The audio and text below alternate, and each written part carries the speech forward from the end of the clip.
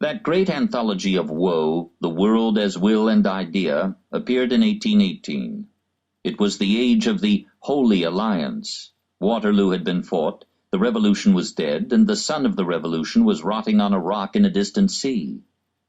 Something of Schopenhauer's apotheosis of will was due to that magnificent and bloody apparition of the will made flesh in the little Corsican, and something of his despair of life came from the pathetic distance of St. Helena. Will defeated at last, and dark death the only victor of all the wars. The Bourbons were restored, the feudal barons were returning to claim their lands, and the pacific idealism of Alexander had unwittingly mothered a league for the suppression of progress everywhere. The great age was over. "I thank God," said Goethe, "that I am not young in so thoroughly finished a world." All Europe lay prostrate. Millions of strong men had perished. Millions of acres of land had been neglected or laid waste. Everywhere on the continent life had begun again at the bottom, to recover painfully and slowly the civilizing economic surplus that had been swallowed up in war. Schopenhauer, traveling through France and Austria in 1804, was struck by the chaos and uncleanliness of the villages, the wretched poverty of the farmers, the unrest and misery of the towns. The passage of the Napoleonic and counter-Napoleonic armies had left scars of ravage on the face of every country. Moscow was in ashes. In England, proud victor in the strife, the farmers were ruined by the fall in the price of wheat, and the industrial workers were tasting all the horrors of the nascent and uncontrolled factory system. Demobilization added to unemployment. "I have heard my father say," wrote Carlyle, "that in the years when oatmeal was as high as 10 shillings a stone, he had noticed the laborers retire each separately to a brook, and there drink instead of dining, anxious only to hide their misery from one another. Never had life seemed so meaningless or so mean." Yes, the revolution was dead, and with it the life seemed to have gone out of the soul of Europe. That new heaven called Utopia, whose glamour had relieved the twilight of the gods, had receded into a dim future where only young eyes could see it. The older ones had followed that lure long enough, and turned away from it now as a mockery of men's hopes. Only the young can live in the future, and only the old can live in the past. Men were most of them forced to live in the present, and the present was a ruin. How many thousands of heroes and believers had fought for the revolution? How the hearts of youth everywhere in Europe had turned towards the young republic, and had lived on the light and hope of it, until Beethoven tore into shreds the dedication of his heroic symphony to the man who had ceased to be the son of the revolution and had become the son-in-law of reaction. How many had fought even then for the great hope, and had believed with passionate uncertainty to the very end? And now here was the very end. Waterloo and St. Helena and Vienna, and on the throne of prostrate France a Bourbon who had learned nothing and forgotten nothing. This was the glorious denouement of a generation of such hope and effort as human history had never known before. What a comedy this tragedy was, for those whose laughter was yet bitter with tears. Many of the poor had, in these days of disillusionment and suffering, the consolation of religious hope, but a large proportion of the upper classes had lost their faith, and looked out upon a ruined world with no alleviating vision of a vaster life in whose final justice and beauty these ugly ills would be dissolved. And in truth it was hard enough to believe that such a sorry planet as men saw in 1818 was held up in the hand of an intelligent and benevolent God. Mephistopheles had triumphed, and every Faust was in despair. Voltaire had sown the whirlwind, and Schopenhauer was to reap the harvest. Seldom had the problem of evil been flung so vividly and insistently into the face of philosophy and religion. Every martial grave from Boulogne to Moscow and the pyramids lifted a mute interrogation to the indifferent stars. How long, O Lord, and why?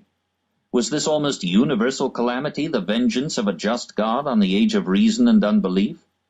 Was it a call to the penitent intellect to bend before the ancient virtues of faith, hope, and charity?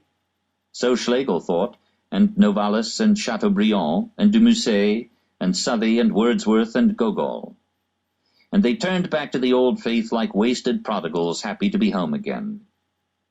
But some others made harsher answer, that the chaos of Europe but reflected the chaos of the universe, that there was no divine order after all, nor any heavenly hope, that God, if God there was blind, and evil brooded over the face of the earth. So Byron, and Heine, and Lermontov, and Leopardi, and our philosopher.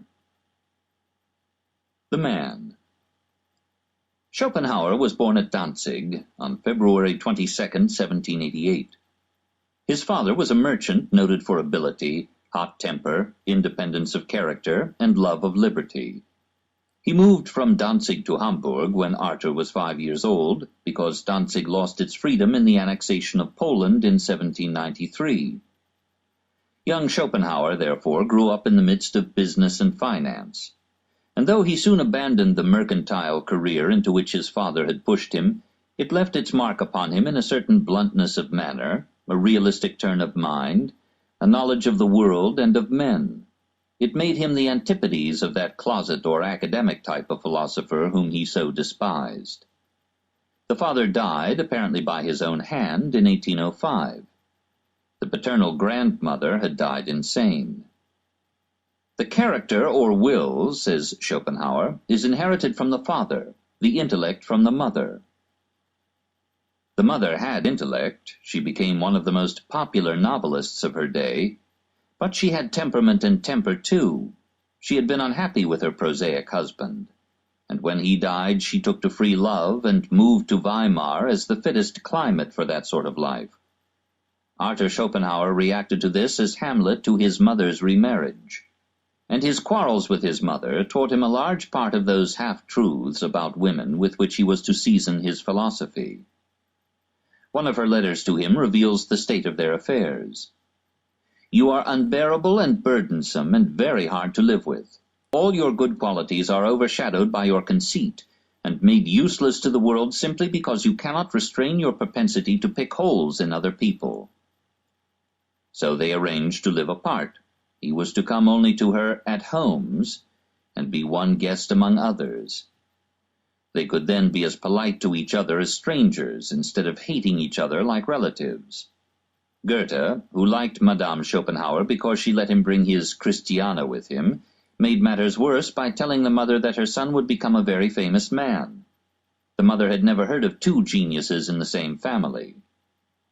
Finally, in some culminating quarrel, the mother pushed her son and rival down the stairs, whereupon our philosopher bitterly informed her that she would be known to posterity only through him. Schopenhauer quitted Weimar soon afterward, and though the mother lived 24 years more, he never saw her again.